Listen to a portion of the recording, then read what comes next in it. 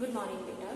आज हम अलंकार को, मैंने आपसे कहा था कि अलंकार एक हम अलग से लेक्चर लेंगे, तो आज हम इसको स्टार्ट करते हैं, इसको पढ़ते हैं। तो अलंकार होता क्या है, पहले इसको जानिए, इस शब्द को जानिए। अलंकार दो शब्दों से मिलकर बना है। कौन कौन से? अलम और का। अब ये करता क्या है? अलम का अर्थ क्या है? अलम का अर्थ होता है भूषण या फिर सजावट।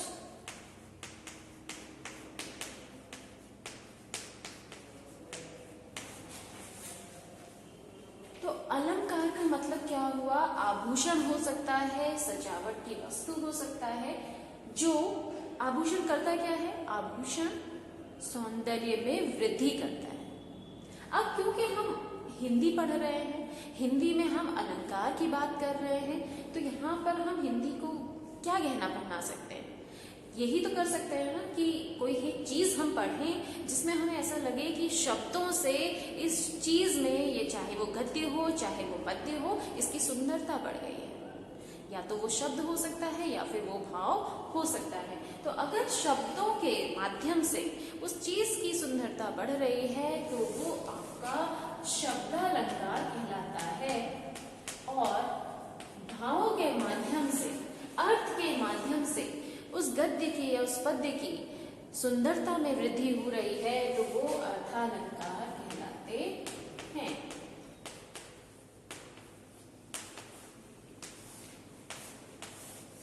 तो अलंकार आप समझ गए।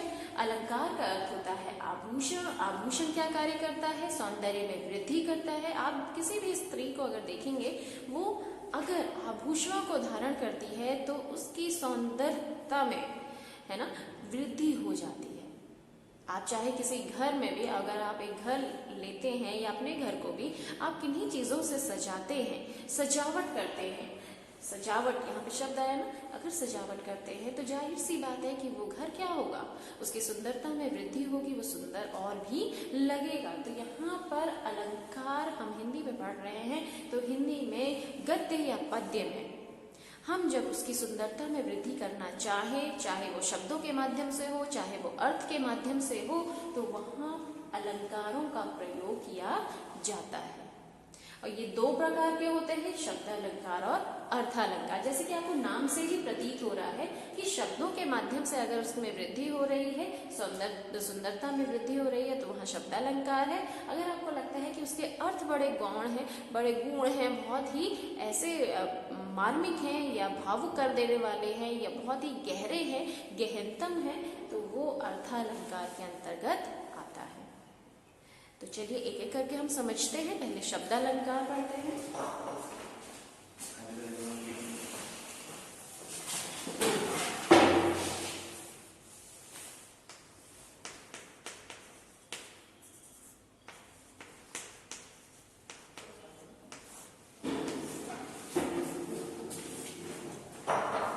शब्दालंकार। अब शब्दों के माध्यम से, जैसे कि मैंने आपको बताया, तो शब्दालंकार के तीन भेद हैं। कौन कौन से? अनुप्रास,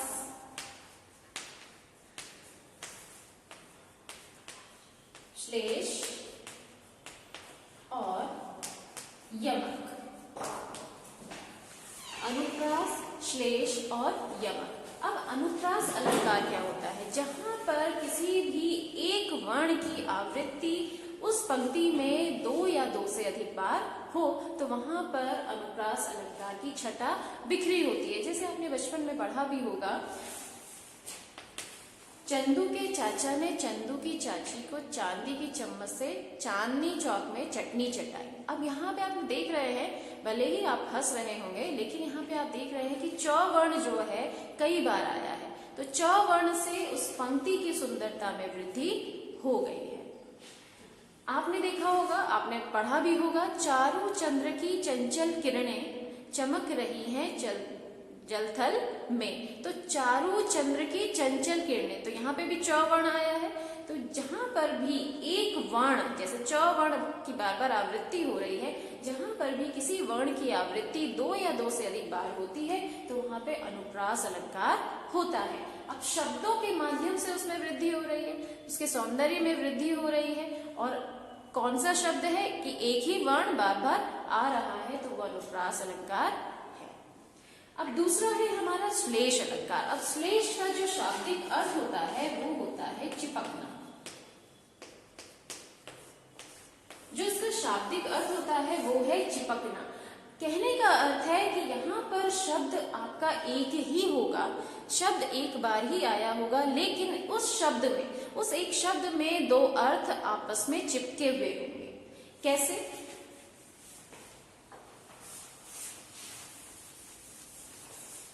उदाहरण देखेंगे,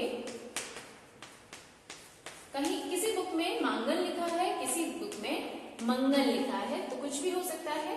मंगल को देखी पट देत बार बार है। ये आपकी एक पंक्ति है, मंगल को देखी पट देत बार बार है। अब मान लीजिए आधे बच्चे इसका अर्थ कुछ लगाएं और आधे बच्चे इसका अर्थ कुछ। कैसे? जो क्योंकि पट है एक ही बार आया है, लेकिन पट के दो अर्थ होते हैं, किवाड़ मतलब दरवाजा, और एक अर्थ होता है वस्त्र या फिर कपड़े।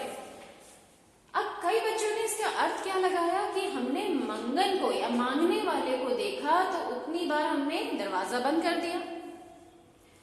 कई बच्चे ये अर्थ लगा सकते हैं कि मंगल को हमने देखा तो उतनी बार हमने उसको वस्त्र दान कर दिए।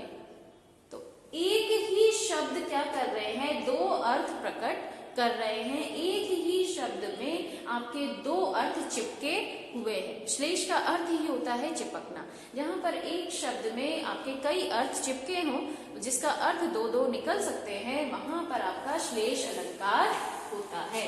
तो आपका अनुप्रास आपको समझ में आ गया, आपको श्लेष समझ में आ गया। और तीसरा है हमारा यमक अलंकार।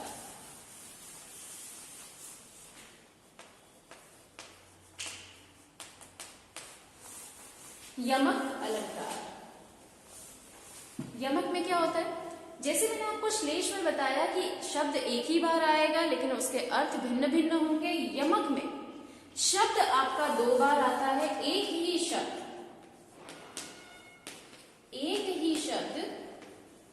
दो बार आता है, लेकिन दोनों बार उसके अर्थ भिन्न होते हैं। इस चीज को समझिएगा, श्लेष में एक ही बार आता है, अर्थ भिन्न होते हैं। यहाँ पर दो बार आता है और दोनों बार उसके अर्थ भिन्न होते हैं। कैसे? जैसे उदाहरण के तौर पर कनक कनक ते 100 गुनी, मादकता अधिकाय, जो खाए बौराए नर, जो पाए बौराए। अब यहाँ पे देखिए, कहने का अर्थ क्या है, कनक कनक ते 100 गुनी। अब कनक कनक दो बार आया है, कनक कनक दो बार आया है। अब लेकिन पहले कनक का अर्थ है सोना और दूसरे कनक का अर्थ है धतूरा। कनक कनकते 100 गुनी, यहाँ पे कहने का अर्थ है कि सोना और धतूरा दोनों में ही नशा होता है, जो मनुष्य को क्या करता है, अपने मद में पागल बना देता है। जिसके पास इसकी अधिकता हो जाती है, जिसके पास बहुत अधिक सोना हो जाता है, तो हो सकता है कि उसको गर्व हो जाए, उसको घमंड हो जाए और वो उस मद में पागल हो जाए। वैसे ही धतूरा का सेवन अगर कोई कर लेता है तो वो भी बौरा जाता है, वो भी पागल हो जाता है। तो यहाँ पे कहने का अर्थ है कि, तो देखिए, कनक कनकते 100 गुनी, यहाँ पे कहने का अर्थ है जिसके पास सोने की अधिकता हो जाती है तो वो भी मद में पागल हो जाता है, और कोई अगर धतूरे का सेवन कर लेता है तो वो भी उस मद में पागल हो जाता है। लेकिन कहने का अर्थ यह है कि सोना धतूरे से अधिक खतरनाक है। क्यों? क्योंकि इसमें इंसान हर चीज भूल जाता है। एक समय के बाद धतूरे का नशा तो उतर जाएगा, लेकिन सोने का जो नशा इंसान में चढ़ता है वो फिर उतरना बहुत मुश्किल होता है। तो इसी में यहाँ पे कहते हैं, बिहारी लाल जी का ये दोहा है, वो कहते हैं कि कनक कनक ते 100 गुनी, मादकता अधिकाय। मतलब दोनों में मादकता है। जो खाए बौराए न, जो खाए मतलब जो धतूरे का सेवन कर लेता है वो बौरा जाता है, जो पाए बौरा, और जिसको मिल जाता है वो भी बौरा जाता है। तो कनक कनक 2 बार आया है, लेकिन दोनों बार इसका अर्थ भिन्न है। इसी प्रकार एक और अलग उदाहरण देखेंगे। 3 बेर खाती थी वो 3 बेर खाती है। 3 बेर खाती थी वो 3 बेर खाती है। अब देखिए 3 बेर क्या हो गया, आया है, 2 बार आया है, लेकिन दोनों बार इसका अर्थ भिन्न है। कैसे भिन्न है? 3 बेर का मतलब है यहाँ पे फल है, बेर का अर्थ यहाँ पे फल है, और यहाँ पे 3 बेर का मतलब है समय, कि 3 बेर जो ये फल है ये 3 समय खाती थी। तो जहां पर एक शब्द 2 बार आए या 2 से अधिक बार आए, लेकिन हर बार उसका अर्थ भिन्न हो, तो वहां पर यमक अलंकार की छटा दिखाई देती है। तो आपने आज शब्दालंकार में तीनों पढ़े। अनुप्रास अलंकार, जहां पे एक ही वर्ण की आवृत्ति 2 या 2 से अधिक बार होती है, तो वहां अनुप्रास अलंकार होता है।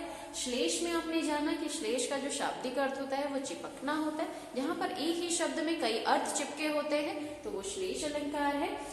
आपने यमक पढ़ा, यमक में एक शब्द 2 बार आता है या 2 से अधिक बार आता है, लेकिन हर बार उसका अर्थ भिन्न होता है, तो वो आपका यमक अलंकार है। अब हम पढ़ेंगे अर्थालंकार।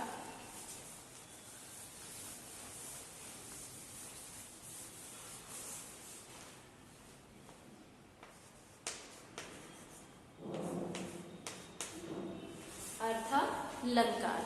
अब अर्थालंकार में कौन कौन से हैं?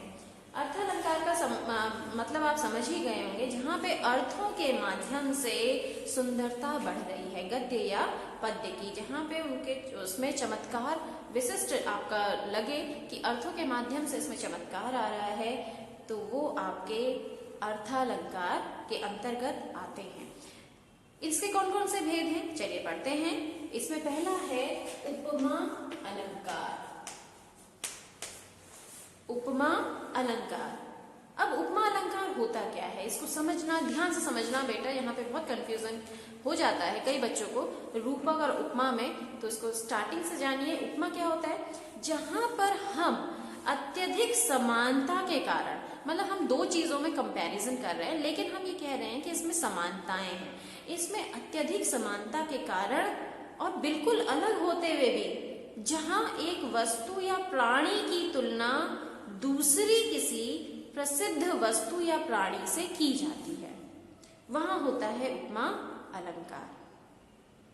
समझिएगा, ध्यान से समझना कि 2 अलग अलग चीजें हैं, लेकिन हमने क्या किया, उन दोनों अलग अलग चीजों में इतनी अत्यधिक समानता बता दी कि हम कहते हैं कि ये बिल्कुल इसके समान है।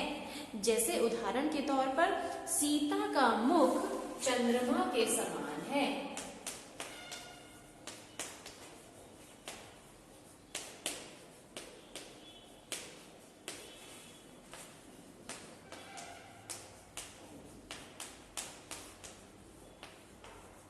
सीता का मुख चंद्रमा के समान है। अब यहाँ पे हम इनके मुख को, सीता के मुख को किसके साथ समानता बता रहे हैं? चंद्रमा के समान समानता बता रहे हैं। तो जहां पर भी एक चीज की समानता दूसरे से बताई जाए, वहां पे उपमा अलंकार होता है। लेकिन इसको समझने से के लिए 4 चीजें, इसके तत्वों पर भी ध्यान देना जरूरी है। इसके 4 तत्व होते हैं। उपमा अलंकार के 4 तत्व होते हैं। कौन कौन से? उपमेय, उपमान, वाचक शब्द,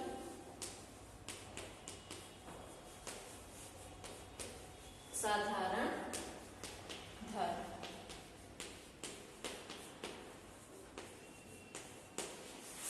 उपमेय, उपमान, वाचक शब्द और साधारण धर्म। अब उपमेय क्या है?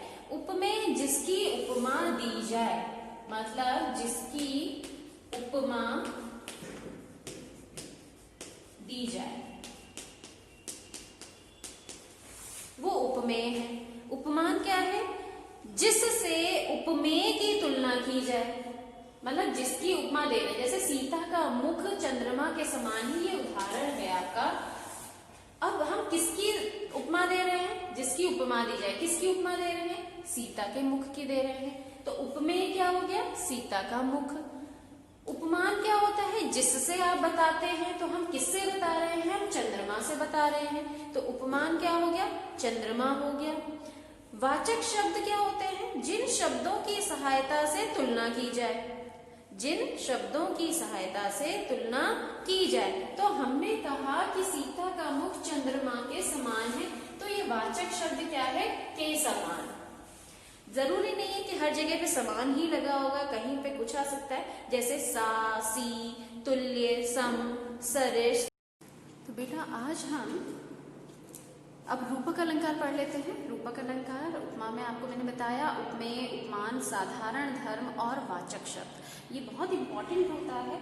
उसके अलावा जो एक अन्य आपने अर्थालंकार अगर आप पढ़ेंगे तो वो है रूपक अलंकार। रूपक अलंकार। अब रूपक अलंकार होता क्या है? रूपक अलंकार में जहां गुण की अत्यंत समानता के कारण, आपने देखा था ना कि उपमा में भी हम क्या करते हैं? समानता बताते हैं। दो अलग अलग वस्तुएं होती हैं या प्राणी होते हैं, उनकी तुलना करते हैं। तो यहाँ पर आप क्या कर रहे हैं? यहाँ पर उपमेय में ही उपमान का अभेद्य आरोप लगा दिया जाता है। कहने का अर्थ है आप दो चीजों में तुलना तो कर रहे हैं, आप दो चीजों में समानता तो बता रहे हैं, लेकिन ऐसी समानता बता रहे हैं कि आप उन दोनों को फिर अलग नहीं कर सकते। आप कहेंगे कि ये दोनों एक बिल्कुल एक समान ही हैं। जैसे आपने कहा कि पायो जी मैंने राम रतन धन पायो।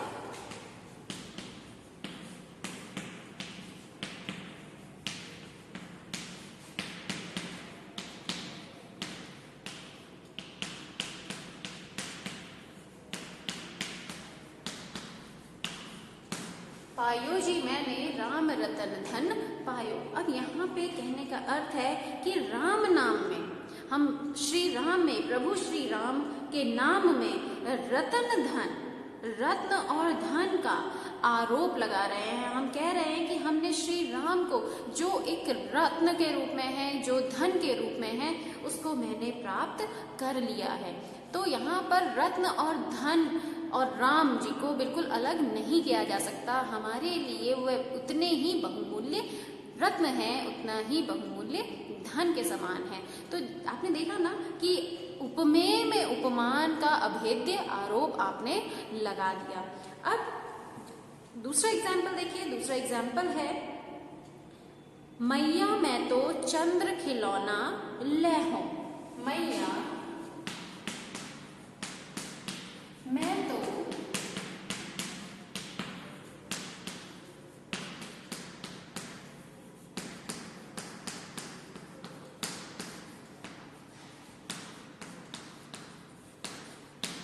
मैया मैं तो चंद्र खिलौना लहूं। अब यहाँ पे एक बालक अपनी माँ से जिद करता है कि मैया मुझे चंद्र रूपी खिलौना, मतलब ये नहीं कह रहा है कि चंद्र के समान, वो कहता है कि मुझे चंद्रमा ही खिलौने के रूप में चाहिए, मुझे बिल्कुल अभी के वक्त मुझे आप लाकर दो। तो यहाँ आप देख रहे हैं उपमेय में उपमान का अभेद्य आरोप लगाया गया है, जिससे आप उसको अलग नहीं कर पा रहे। तो रूपक अलंकार में और उपमा अलंकार में इस चीज का ध्यान रखिएगा बेटा कि यहाँ पर जो समानता बताई जाएगी उसमें अभेद्य आरोप किया जाएगा उपमेय उपमान में, और वहां पर दो चीजों में तुलना तो आप बताएंगे, लेकिन आप ऐसे कहेंगे कि अत्यधिक समानता के कारण बिल्कुल अलग होते हुए भी जहां एक वस्तु या प्राणी की तुलना किसी दूसरे प्रसिद्ध वस्तु या प्राणी से की जाती है तो वहां पर उपमा अलंकार होता है। अब अगला जो है हमारा अर्थालंकार में, वो हम पढ़ेंगे उत्प्रेक्षा अलंकार।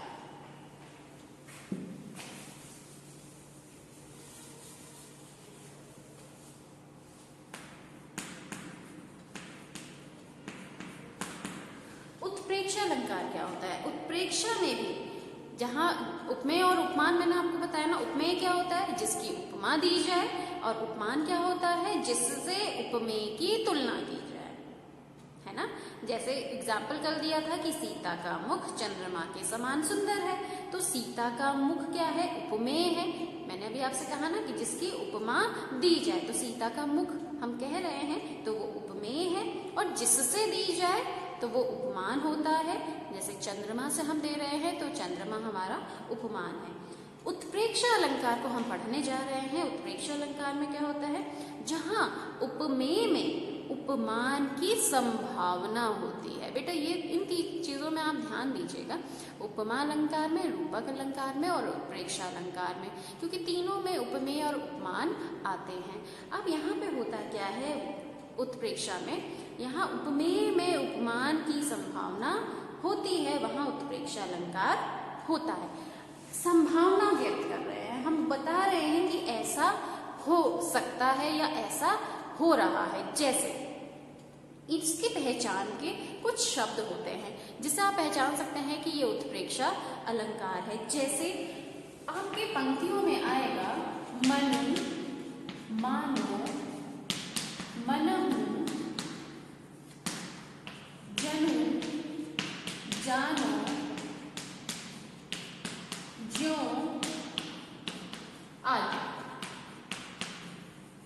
अगर पंक्तियों में इस तरीके के शब्द आए हैं तो आपका वो उत्प्रेक्षा अलंकार वहां पे हो सकता है, संभावना पूरी व्यक्त की जा सकती है। जैसे एग्जाम्पल देखिए, सोहत ओढ़े पीतपट, सोहत ओढ़े पीतपट श्याम सलोने गात।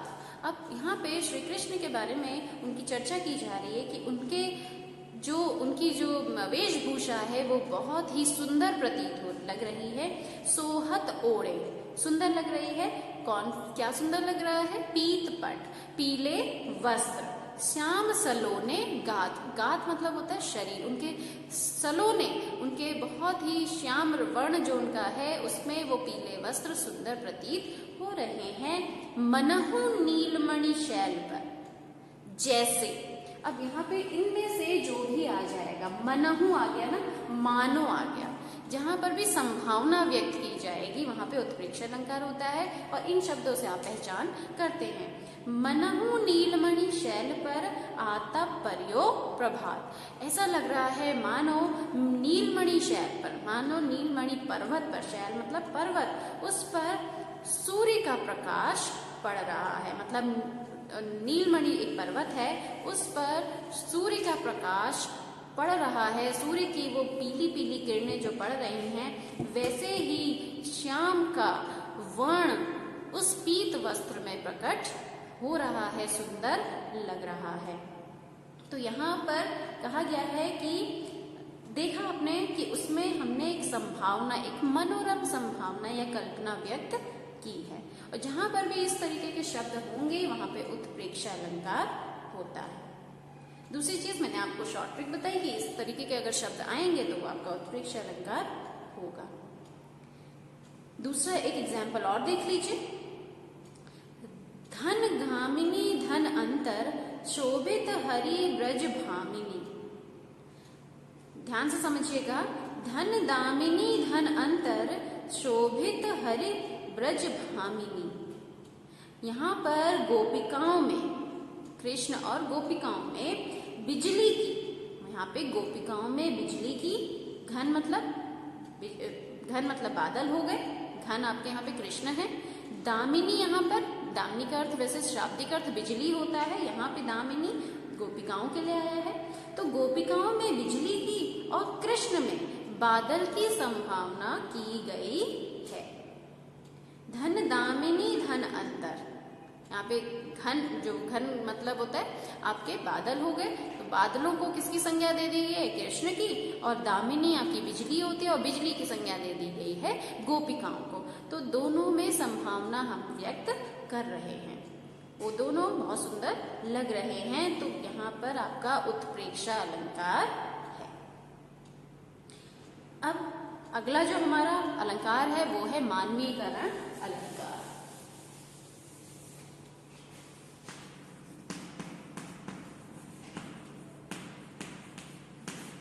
मानवीकरण अलंकार। अब मानवीकरण अलंकार में जैसे नाम से ही पता चल रहा है कि जहां पर हम किसी निर्जीव, जहां पर जड़ प्रकृति पर मानवीय क्रियाओं का आरोप लगा दे, मानवीय भावनाओं का हम आरोप लगा दें, वहां पे मानवीकरण अलंकार होता है। जैसे मान लीजिए कोई ऐसी चीज है, जैसे आपने कहा कि मैंने फूलों को हंसते हुए देखा, तो फूल आपके क्या है? प्रकृति का एक हिस्सा है, फूल हंस नहीं सकते, लेकिन आप उस पे एक मानवीय क्रिया, मानवीय जो हम कहेंगे कि उनकी भावनाओं को व्यक्त करते हुए दर्शा रहे हैं, फूलों को हंसते हुए बता रहे हैं, तो वो आपका क्या होगा? मानवीकरण अलंकार। या एक अन्य उदाहरण देखिए, आपने कहा कि मेघ आए बड़े बन ठन के, मेघ आए बड़े बन ठन के।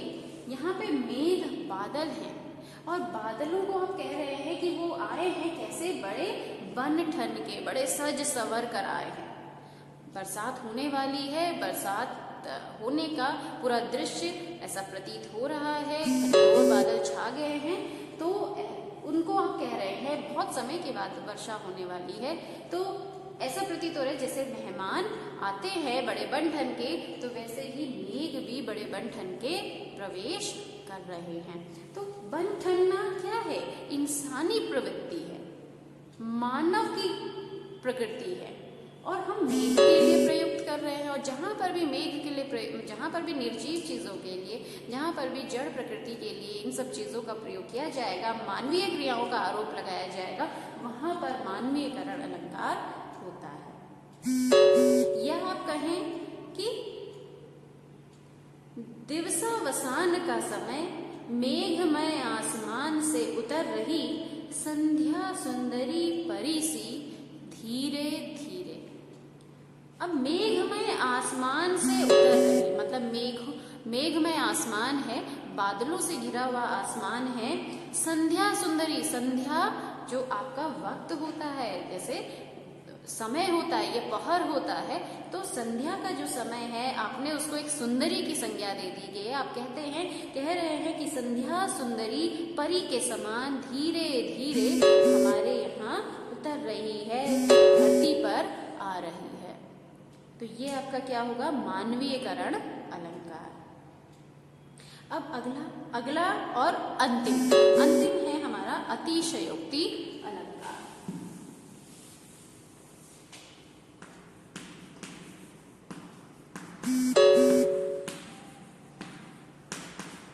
अतिशयोक्ति अलंकार। अतिशयोक्ति में, जैसे अतिशयोक्ति का मतलब है अतिशय उक्ति, जहां पर इतनी बढ़ा चढ़ाकर बात कर दी जाए कि आपको समझना मुश्किल, मतलब आपको लगे कि ऐसा भी हो सकता है क्या। मतलब काव्य में जहां किसी व्यक्ति या वस्तु का वर्णन अत्यधिक बढ़ा चढ़ा कर किया जाता है, वहां पे अतिशयोक्ति अलंकार होता है।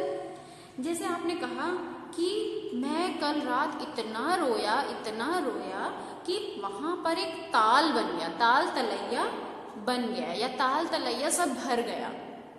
तो अब आपने क्या किया? आपने उस बात को, आप रोए, आप रो सकते हैं आप, लेकिन इतना नहीं रो सकते कि वहां पे पानी भर जाएगा, वहां पे कोई ताल बन जाएगा। लेकिन आपने क्या किया? उस बात को बहुत ही बढ़ा चढ़ाकर क्या।